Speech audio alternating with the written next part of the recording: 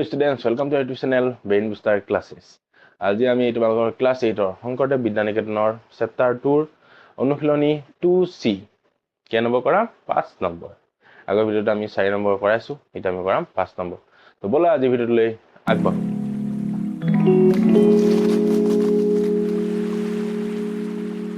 তো চোৱা তোমালোকে 5 নম্বৰত কি দিছে কোৱেশ্যনটো ফাৰ্ষ্টৰে ভালকে পঢ়ি যাম। 5 নম্বৰটো দিছে এজন শিক্ষকে 210 গৰাকী ছাত্ৰ-ছাত্ৰীৰ প্ৰত্যেককে পৰীক্ষাৰ বাবে শুভেচ্ছাৰ দিন স্বৰূপে একোটাকৈ কলম উপহাৰ দিলে। ৰৈ যোৱা কিমানজন ছাত্ৰ-ছাত্ৰী বুলি ক'লে 210 জন।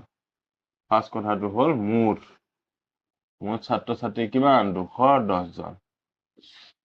শিক্ষক ধৰি লওক মই তোমালোকক দিম কলম। পৰীক্ষা আহি আছে শুভেচ্ছা জ্ঞাপন কৰিম যে তোমালোকক শুভেচ্ছা জ্ঞাপন কৰিবলৈ 210 জন ল'ৰা ছোৱালীক মই শুভেচ্ছা জনাম। তাৰপিছত কি কৈছে ছাত্ৰসকলক দিয়া কলমৰ একোটাৰ দাম 10 টকা আৰু ছাত্ৰীসকলক দিয়া কলমৰ একোটাৰ দাম 12 টকা। সৰি এটো মই এক্সাম্পল দি বেয়া কৰিলো হে, ছাত্ৰসকলক না হিচাপে হৈ গ'ল কম দামি দি দিলো, একো নাই আমি মেথছলৈ আগবাঢ়ো। এতিয়া কৈছে যে ছাত্ৰসকলক সবকে দিব লাগিব 210 জনক, তাৰ মাজত ছাত্ৰ কিমান আছে ছাত্ৰী কিমান আছে আমাক কোৱা নাই। ছাত্ৰসকলক ছাত্ৰক 10 টকীয়া কলম দিছে এটাকে 10 টকীয়া আৰু ছাত্ৰীক 12 টকা। ছাত্ৰক দিছে 10 টকীয়া কলম, ছাত্ৰীক দিছে 12 টকীয়া কলম। আৰু এনেকে কলম দি যদি শিক্ষকজনৰ মুঠ 2280 টকা খৰচ হয় তেন্তে ছাত্ৰ-ছাত্ৰীৰ সংখ্যা উলিয়াওক। 2280 মুঠ খৰচ কিমান হৈ গ'ল, মোৰ 2280 টকা। এতিয়া কৈছে ছাত্ৰ-ছাত্ৰীৰ সংখ্যা উলিয়াব দিছে। ছাত্ৰ-ছাত্ৰী কিমান জন সুধিছে। প্ৰশ্নটো শেষ কৰিলো নে? মুঠ কৈছে 210 জন ছাত্ৰ-ছাত্ৰী আছে। মই শিক্ষক, মই এতিয়া তোমালোকক কলম দিম 210 জনক। তো মই ল'ৰাসকলক 10 টকীয়া কলম দিছো, বেয়া নাপাবা, আৰু ছাত্ৰীসকলক 12 টকীয়া কলম দিছো। হৈ যায় দামৰ উল্টা পুল্টা। আৰু মুঠ কলম দিওঁতে খৰচ হৈ গ'ল কিমান 2280 টকা। এতিয়া ছাত্ৰ-ছাত্ৰীৰ সংখ্যা কিমান উলিয়াব দিছে। তো লেটস গো, দেৰি কৰি নাথাকো ধৰো। আমি যিকোনো এটাহে ধৰিম দেই। আমি এতিয়া তোমালোকৰ ছাত্ৰৰ সংখ্যা ধৰো, ছাত্ৰ এটা ধৰিম কিন্তু নিজে ওলাই যাব। ধৰো ছাত্ৰৰ সংখ্যা, মুঠ সংখ্যা বুলি ধৰিবা, মুঠ সংখ্যা x। ওকে, ছাত্ৰৰ মুঠ সংখ্যা কিমান হ'ল x। তোমালোকৰ যদি 30 জন ছাত্ৰ-ছাত্ৰী আছে হ'ল, এতিয়া মই তোমাক সুধিলো যে এটা ক্লাছত 30 জন ছাত্ৰ-ছাত্ৰী আছে, তাৰে 10 জন ল'ৰা, ছোৱালী কিমান? এতিয়া কবা যে কি 30 পৰা মুঠ এইটো হয় নহয়, মুঠটো হ'ল 30 জন। মই ক'লো 10 জন ল'ৰা আছে, ছোৱালী সংখ্যা কিমান? তেতিয়া তুমি 30 পৰা কি কৰিবা 10টো বিয়োগ আৰু কিমান পাবা 20 জন ছোৱালী পাই যাবা। হয়, সেইটো বুজি পাইছা? তো তেনেদৰে ছাত্ৰীৰ সংখ্যা এটাকে নাপাতো, ছাত্ৰীৰ সংখ্যা মুঠ পাতিবা দেই,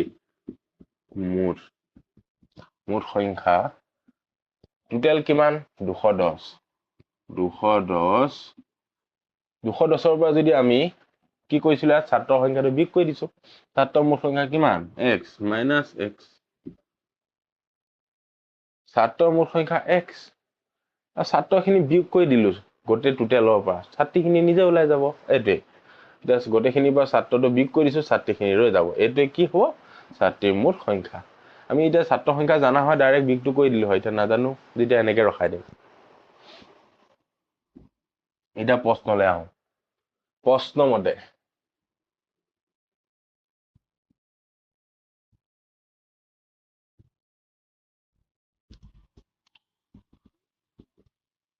প্ৰশ্নমতে কি কৈছে ছাত্ৰ সংখ্যা x এই x জন ল'ৰা ছোৱালীক কেইটকীয়া কলম দিছো 10 টকীয়াকে কলম দিছো 10 টকা এটা মুঠ কিমান হ'বগৈ পইচা এতিয়া ধৰি লওক তোমাৰ 5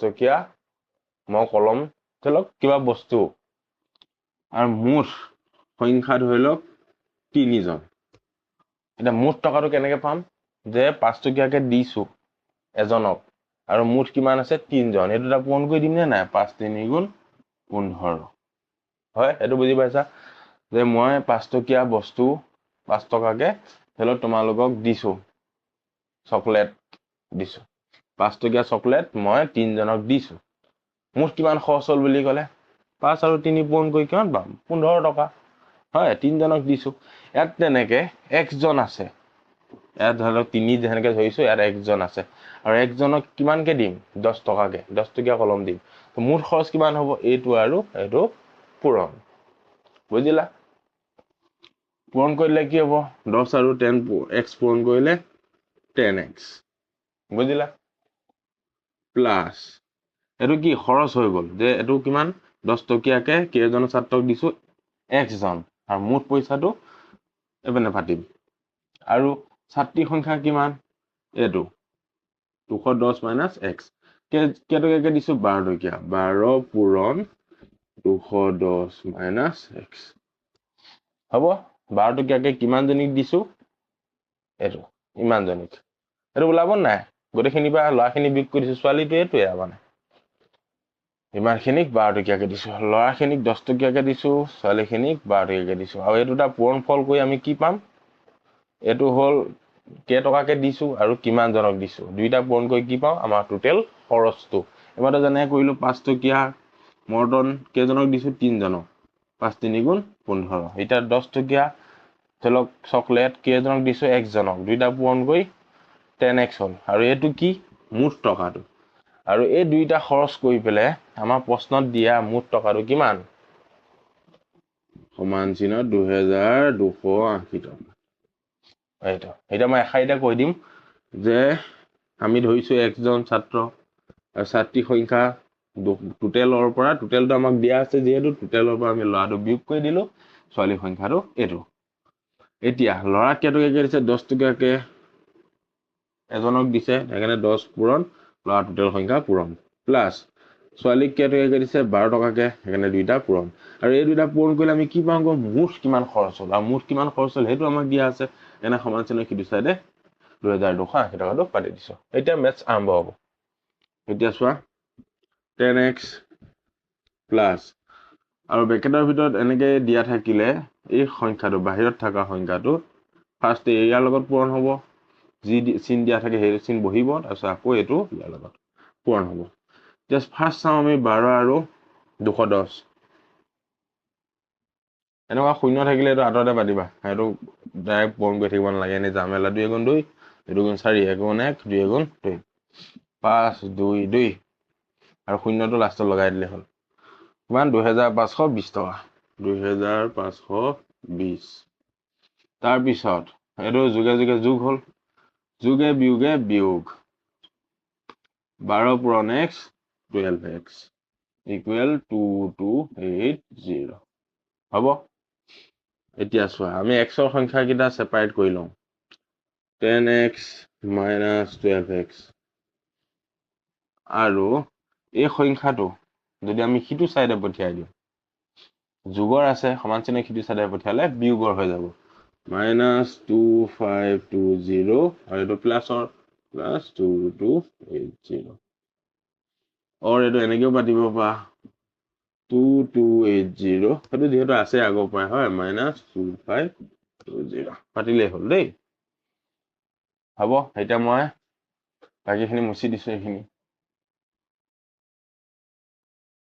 এতিয়া চোৱা x টো বাদ দিয়া 10 টকা তোমাৰ হাতত আছে 12 টকা ধাৰ মাৰি দিলে কিমান টকা 2 টকা ধাৰ থাকিব আৰু -2x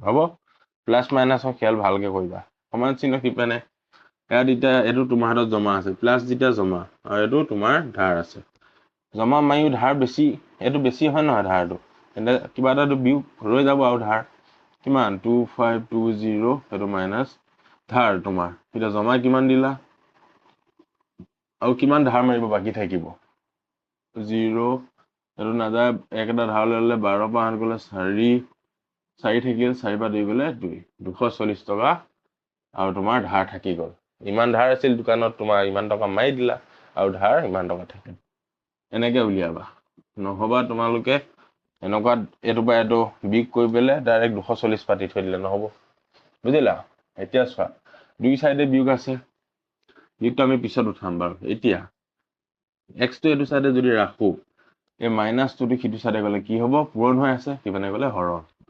-240 divided by -2 এতিয়া আমি কাটা কুটা কৰিম ইয়াতো বিয়োগ আছে ইয়াতো বিয়োগ কাটা কুটা কৰিম হল 2 এবাৰ 4 দুবাৰ 0 টো ওপৰলৈ উঠি গ'ল 120 ওকে x ইকুৱেল কিমান ওলাল গৈ 120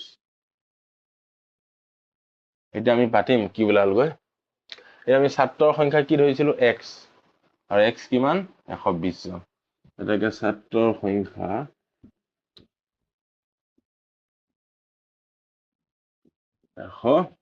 জন বুজিলা এটাকে ছাত্ৰীৰ